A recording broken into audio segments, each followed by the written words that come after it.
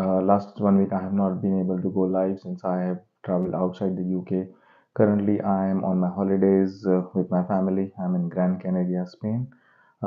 It's night time, I understand, and there are a lot of questions on the YouTube channel comments. So I just thought of addressing some of them as much as I can. If anyone is joining live, you can ask your questions. I can try if I can answer, but my main focus is to answer all the questions on the YouTube channel. The first question is from Emmanuel. Please, sir, my wife applied as dependent. Told that our marriage is genuine. Okay, yeah, this is so. This question is about the genuineness of marriage. Anyone who is applying for a skilled worker visa dependent or student visa dependent, any PBS dependent. So Emmanuel's wife has applied, and he says that he has been asked to prove his relationship, his marriage is genuine and subsisting. This is very common practice. Even I have got that. I know 2 weeks ago, 1 week, yeah, 2 weeks ago, I addressed this question for one of my clients as well, where we applied for a dependent of a skilled worker visa from India, and they did not believe that the relationship is genuine. I think this is a standard response that the Home Office is giving to every applicant who is not providing much evidence other than just the marriage certificate or photograph, something like that. So Emmanuel, my suggestion would be to give some evidence. If you both have lived together for any period of time in the last 2 years, give any address proofs showing that if that is the case. If that is not the case, how definitely write a statement, preferably both of you writing a statement about your relationship, whatever we met 1 year ago, 2 year ago, at any common place, maybe through family, friends, at a workplace, at a college, university, however you all met through common friends. Explain everything about your relationship in a statement.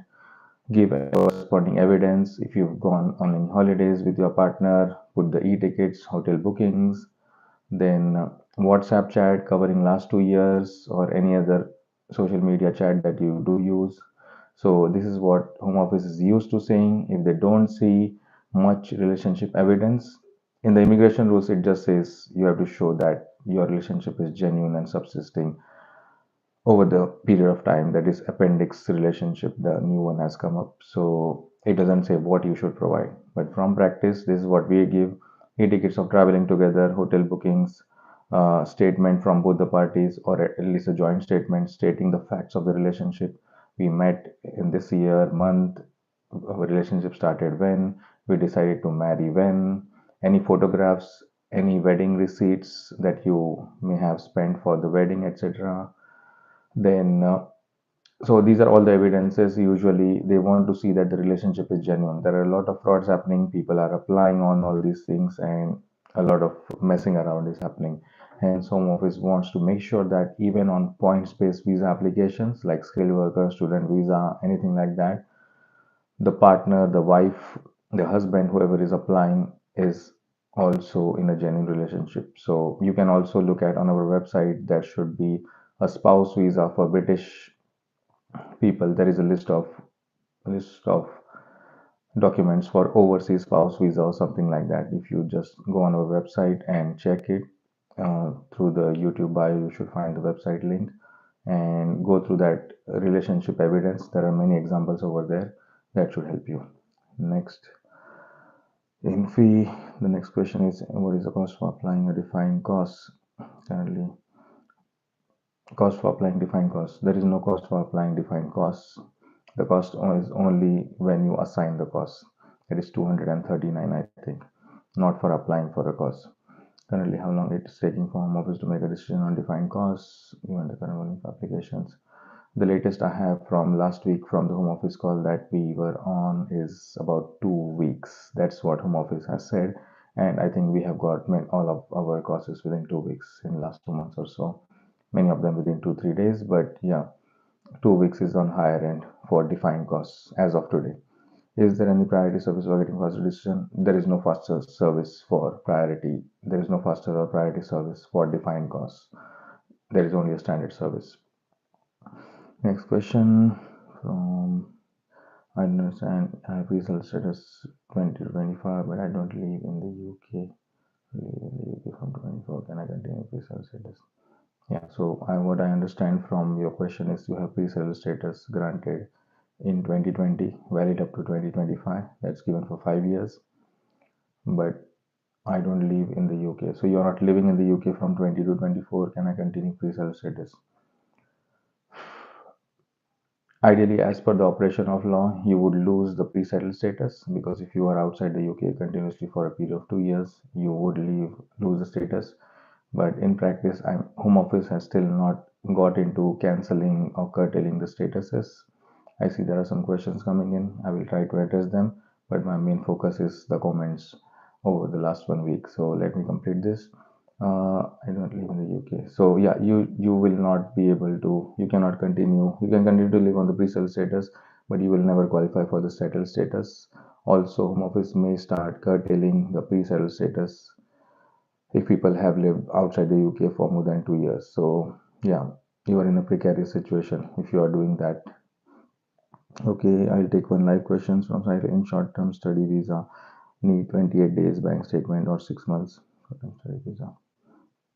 Financial requirement. Financial requirement is always 28 days to the best of my knowledge. Anyways, I will check it. Short-term study visa. Okay.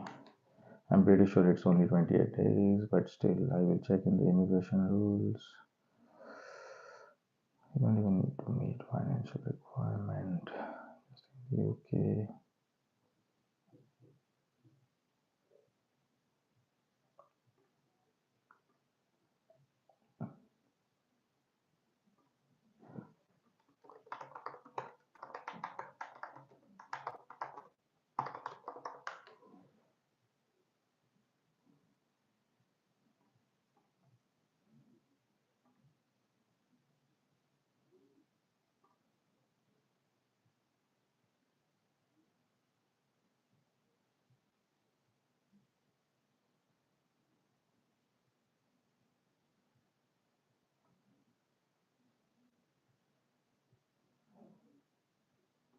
Okay, for the short-term study visa, I'm pretty sure, yeah, I knew that there is no specific financial requirement as it is in the case of skilled worker or student visa. This is what the rules say. Financial requirement for short-term student. Applicant must be able to maintain and accommodate themselves adequately without receiving public funds. Applicant must have enough funds, it doesn't say the number, to meet the cost of their return and onward journey, coming to the UK and going out of the UK. At the date of applicant must have paid their course. You should have paid the full course fees or have enough funds to pay the fees. So either paid it or have enough funds. You may have to substantiate that. Funds must be shown as specified in Appendix Finance. So, to the best of my knowledge, Appendix Finance only talks about 28 days. So, your answer should be you should have the funds at least for 28 days. What we can do if the decision of the visa takes more than 8 weeks? You cannot do anything. You can just keep on following up through the various media. I'm not sure where you have filed it from. Is it just confirm if it is from inside UK or outside the UK? Marianne, how do I know my visa is approved? Whenever your visa is approved, you should receive an email from the Home Office confirming that your visa has been approved. That's how you know that your visa is approved. Okay, so other questions on the channel. What requirements do I need to for UK visiting visa? Yeah, I'm not going to run through all the requirements here. This live is only to answer short questions with a yes and no and easy answers. There should be a long list of requirements, but briefly speaking, what requirements you should have a reason to come to the UK, why are you coming, tourist, etc. Then you should have enough funds to show that you can take care of yourself, and mainly ties back home. That's what they care about, that you will leave the UK at the end of your stay. Financial ties, whatever monies, finances, job that you have, you should show that. Relationship ties, friends, family, etc. Mainly it is financial ties. So that's the mainly that is what briefly I can tell about visitor visa rules. Okay.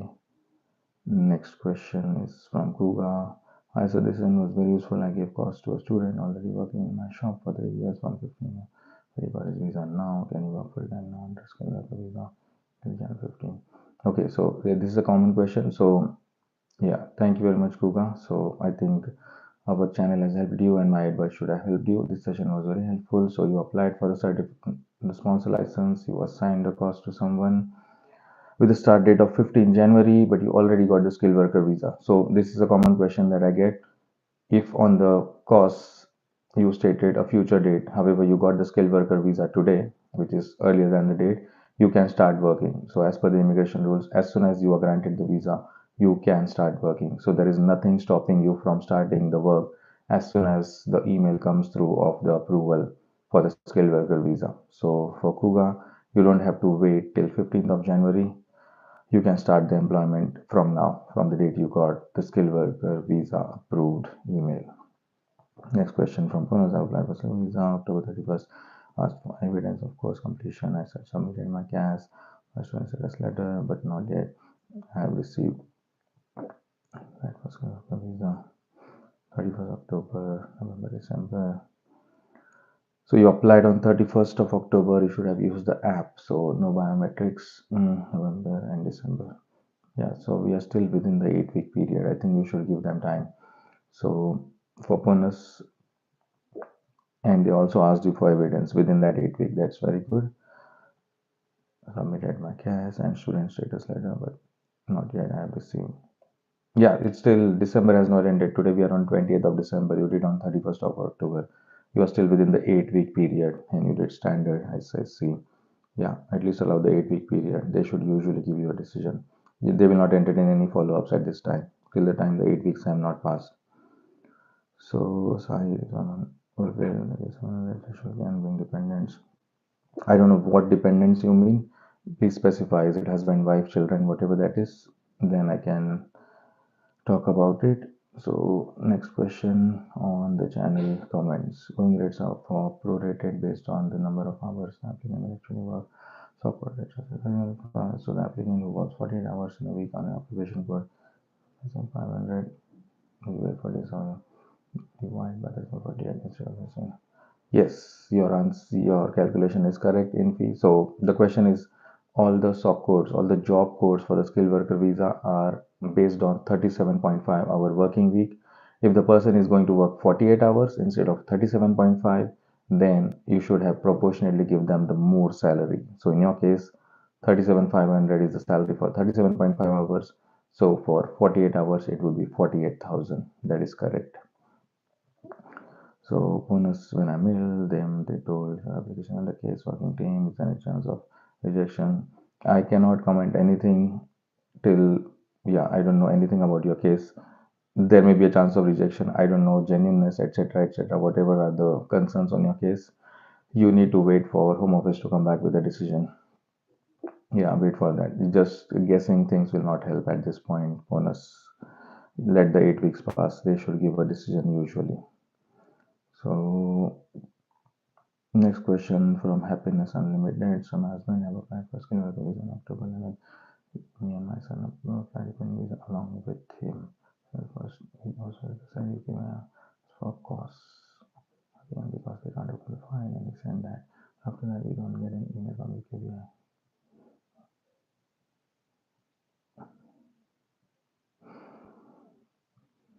Okay. Okay, the question is, so the main applicant applied skilled worker, then the dependents applied subsequently on October 11th, December 1st week. The solicitor told you that the Home Office has asked for a cost again. They can't open the file. That is weird. There is no opening of a cost. The cost is a digital reference number, and it is generated by the Home Office system. So I don't know what the solicitor or anyone whoever that is trying to play you, but this does not make sense to me. Your solicitor said UKVI asked for cost again. UKVI never asked for cost. They just put that reference number on the system and they see the cost in front of them. It's a digital certificate. It's not a physical thing that someone sends someone. So some things seem very fishy in your case. I don't know what is happening. Whatever the solicitor, whoever the person is acting as solicitor or solicitor, I don't think Home Office ever asks for cost again. Then they can't open the file. There is no such file that they have to open. It's their own system where they put the number and they search for the certificate of sponsorship. So I don't know what is happening. Speak to an immigration lawyer, get an advice. Maybe you may have to change your legal representative or something. Whatever is the case, they may have to write to Home Office, get the update or something like that. But I don't know. You need to give them some evidence that the application is filed Maybe if your card is charged with the home office application fees, immigration health surcharge, some reference number to at least locate you and try to get your file. Yeah, but you need to speak to an immigration lawyer, what the solicitor or whoever the person is telling you that the home office cannot open the file. There is no such file for us. It's just a reference number, and they put it and they see it on the system. Speak to an immigration lawyer and see what are your options. Okay, maybe I received a message from TLS contact today. I don't know whether yeah, from TLS contact, I think they would have just asked you to collect the passport. So once you collect the passport, the visa sticker should be there on the passport. If it is approved, if it is not approved, along with the passport, you will have a refusal letter from home office. That's how you know what the decision is. So Sahir Ali, wife and children. So 38,700. Yeah, it's still in discussion. I know it may start around March, April sometime. Rules have not been published. Yeah, if you want to prepare from now for 38,700, that is perfectly fine. But that 38,700 is only for your wife. I think proportionately they will have some other number for the children. So if you do fulfill from your previous question 38,700 threshold, you can bring your wife. For dependents, there may be something else because that is the base one. I think 18,600 will be replaced by 38,700. That's how I understand it. As of now, immigration rules have not been published. Once they are published, I may be able to explain more on that. Okay, next question on the channel. The UK marriage visitor visa fee is 110. As of today, is there any additional reason for fees going in thousands for applying fiancé marriage visa? Yeah, so you are trying, so Nakul is trying to ask a question. Marriage visitor visa and fiancé visa. Marriage visitor visa costs 110 pounds. Fiancé visa costs around 1500, I think, 1500 pounds something. Yeah, but that is how it is. But the only difference, the main difference is marriage visitor visa comes under the visitor area. You are not able to switch to any other category after you get married. You can just get married and get out of the UK. That is the reason for a marriage visitor visa. Fiancé visa, you apply under the route to settlement. So you get a 6 month visa, come to the UK, get married, then switch to a spouse visa from inside the UK. You're not required to leave the UK. But if you come on a marriage visitor visa, you'll have to go back outside the UK and then apply for a spouse visa, if that is what the intention is. Yeah, so that is the fees. I don't know what is the rationale behind these two, but to the best of my knowledge, that's how I understand. 110 is because it comes under the visitor category area, appendix visitor, and the 1,500 something odd figure for the fiancé visa is because it comes with the route to settlement. Uh, Next question from Technaija. But can I get a cost to run my business while on skilled worker visa? You cannot get a cost to run your business while on a skilled worker visa. Next question. User, what about the parents? My child was born in the UK in August with 7 years. He on a skilled worker visa. Can his parents allow his parents applicability? Yeah, so the parents are on, so this is the question. Parents are on a skilled worker visa. Their child is born in the UK and will complete 7 years of age. So only the child can apply for indefinite leave to remain. If the parents want to become dependent on the child, you will go on the 10-year route to settlement. You'll get the visa 2.5 years and complete 10-year route to settlement. So I don't think it is the right option for you guys because you are already on a skilled worker visa. Unless there are any problems with the skilled worker visa, I think you should continue on that, or else if there are any issues maintaining that skilled worker visa and you are not able to qualify for ILR for whatever reason on the skilled worker visa, then you may consider applying for indefinite leave to remain for the child and becoming dependents on the child on the 10-year route to settlement. So you come go on the 10-year route to settlement. Next. Okay, next comment that I'm currently on skilled worker visa, valid 2 more years, and my spouse visa is also here. Yeah, skilled worker visa 2 years. Will the new salary should be affected when I renew visa?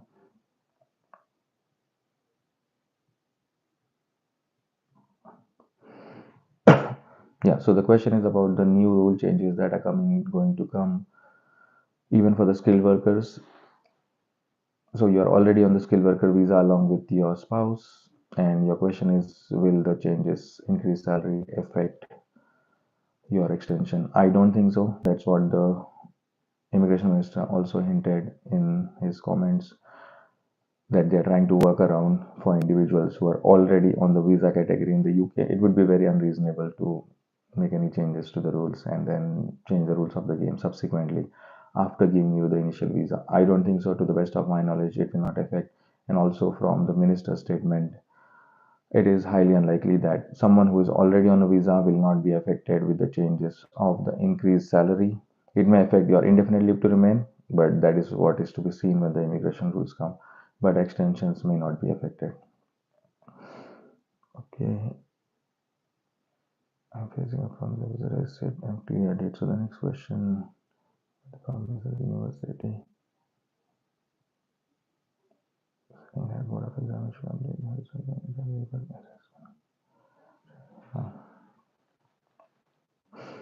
yeah, it is about official receipt and the results coming after your visa is expiring. Yeah, speak to an immigration lawyer. You need to time whatever the next application is appropriately, uh, whatever you are applying for, maybe graduate route or something. So your visa expires on 9 January, but your receipt results come on 29 January. Speak to an immigration lawyer and get advice and file the appropriate visa and time it accordingly. That's my advice. Next question, Marian, government are denying people visa because the second time I purchased UK visa. Sorry, I cannot comment on any UK government decisions here. I'm just an immigration lawyer trying to interpret the rules over here. Sahir healthcare visa dependent daughter. She is 17 and June is 19 in Pakistan. Can they apply for the fiancé visa? Healthcare visa dependent. There is no fiancé visa other than for settled people. So the sponsor cannot be a skilled worker. There is no fiancé visa option. They both have to get married and then apply for the dependent visa. There is no fiancé category in the PBS routes. So, I don't know. Apply for the spouse visa. Yeah, if you are getting, so the next question is about the spouse visa, financial requirement exemption, where one is getting the carer's allowance, but then you do have to meet the maintenance and accommodation requirement. You will need for the carer's allowance last 6 months of pay slips, yeah, to prove your maintenance, that you are able to cover the maintenance at least and the accommodation costs. So yes, you need 6 months of pay slips. Next question is, I was invested in the UK, then I came back in the community, now I want to go back. Also sure, what should I write in the application is a form of overstay. Okay, so the question is about the individual has overstayed in the UK in 2019. He left the UK back to his home country. He wants to come back to the UK, course is issued, and he's applying for a skilled worker visa and clearance. Question is, what should I write in the application reason for my overstay? I don't know what the reasons of your overstay were. So, but then, yeah, whatever are the facts you can give it, but I don't think you even have to discuss that. If you just say that I overstayed and from this to this period, if there are any reasons you were waiting for a decision, etc., filed appeals and all of that, you can explain that. But I don't think you have to give much detailed reasons. You can just state, I have overstayed for this period and give them the specifics. If the overstay is not affecting your case, I don't think you need to go into the details of it. It may unnecessarily ruin your case. So the next question. Where fundamental. Next question is from Rakesh Reddy. Do we need to add the absence because it is going to take an arrival in the UK has to.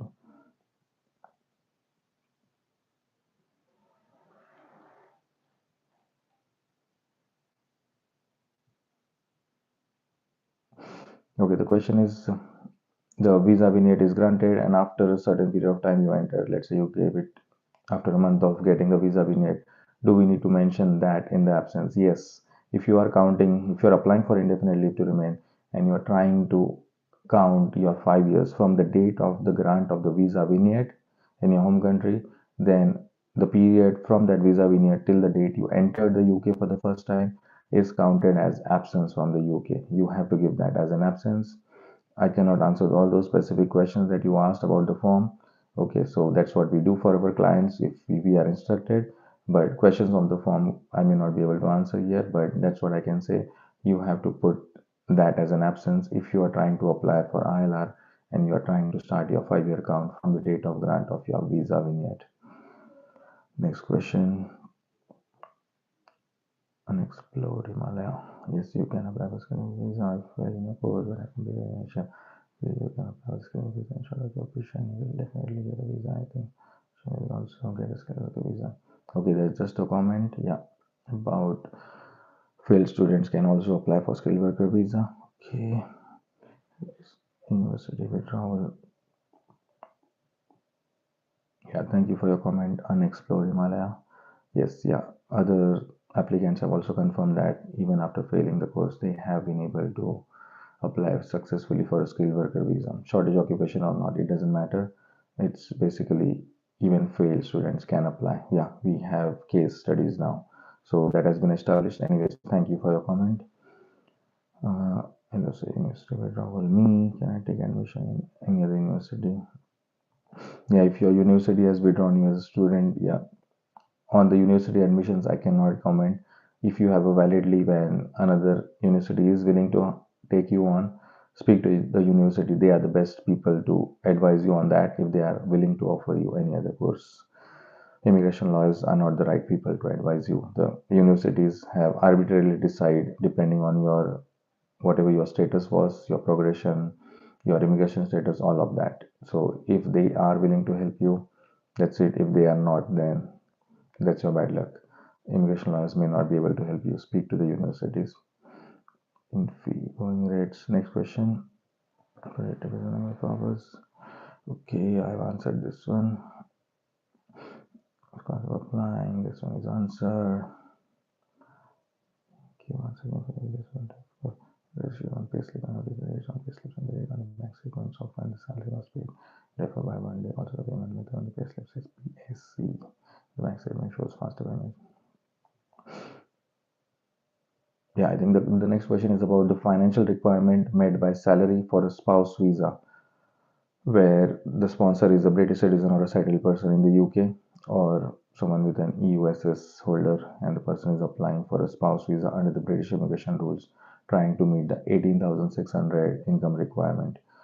So the questions are pay slips. So there is a difference of 1 day between the date of the payslip and the entry on the bank statement. That should be perfectly fine. Home Office understands that. I have done many applications where there are different dates on the pay slips and the bank statements. The amount should match, then it should be fine. Secondly, the payment method BAC is stated on one the pay slip, and faster payments is stated on the other bank. So that should not be an issue. Doesn't matter what it says. If the amount of funds are entered, then it should be fine. Case of explorated. Yeah, so I've answered that question. You can see this live when it is saved. I think you joined late. I've answered the first question about 37.5 hour rates. So for the applicant works, I've answered this whole question. Just look at this live once it is recorded and saved. My husband, next question. So my husband doing career job. So how much minimum months bank statement and payslip requires for spouse visa? This one also I have answered. 6 months bank statements are required if you are trying to use carer's allowance and trying to prove maintenance and accommodation requirement, not meeting the financial requirement since there is an exemption. Again, I plan to be in 15th and leave UK on 29th because 20th. Can it affect my visa? 15th.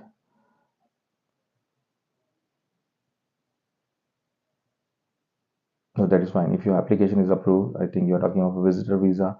I know it may have been approved after the date you intended to travel to the UK.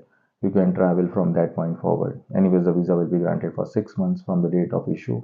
So let's say if it is issued today, it will be 6 months from today.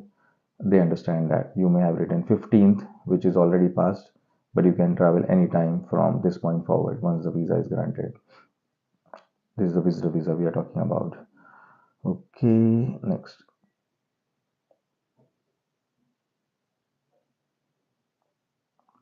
Okay. Next question, Alina. How long it will take to release defined cost from the home office? Alina, defined cost is taking about 2 weeks to the best of my knowledge. Latest update from home office last week.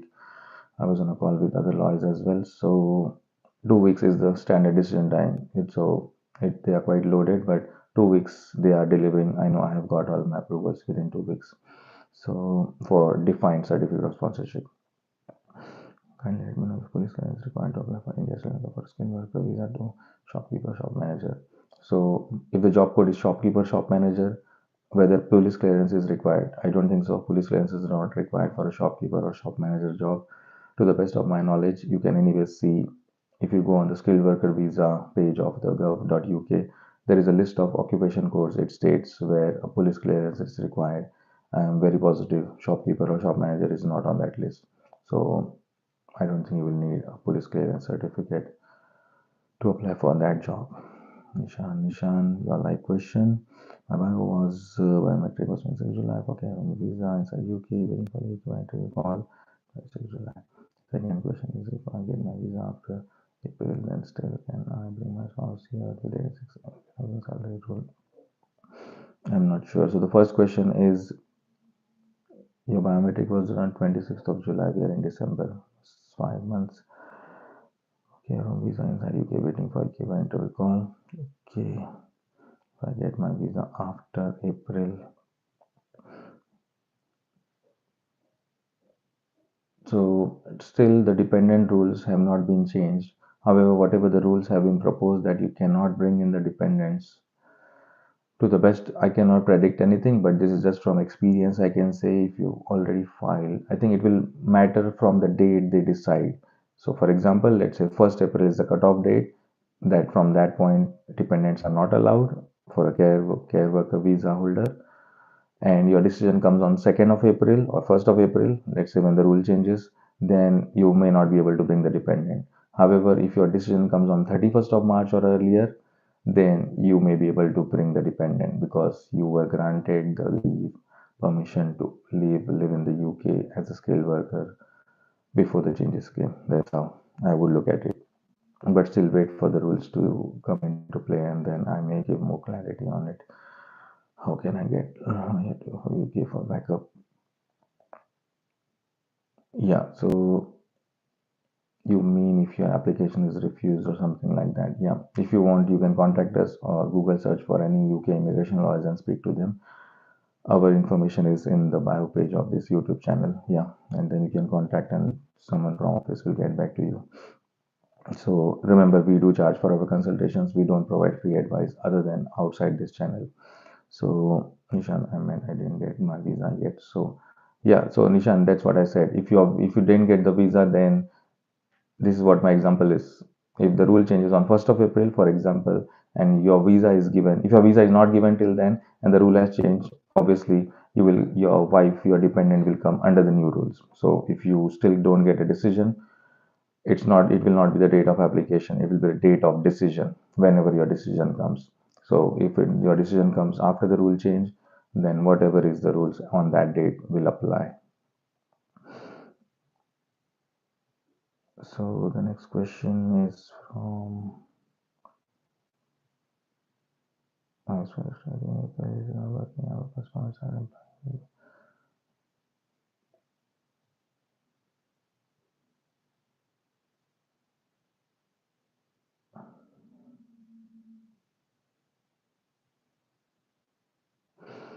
yeah, so the Darwin 86, yeah, you want a detailed advice on calculating your financial requirement, which is the most complex one. Self-employed, speak to an immigration lawyer, give them the numbers, and get an answer. It is very difficult for me to assess a whole case. This takes minimum 30 minutes for me to assess and do the numbers.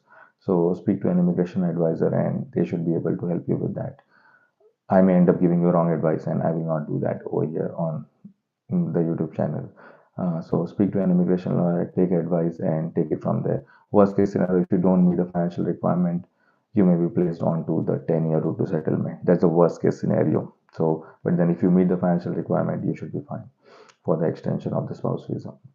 Okay, thank you very much. No more live questions here, and I will end this live. All the comments are also answered. I'm not sure when I will go live next, but try to go within 1 week's time. Immigration lawyer. Yeah, how can I get immigration lawyer?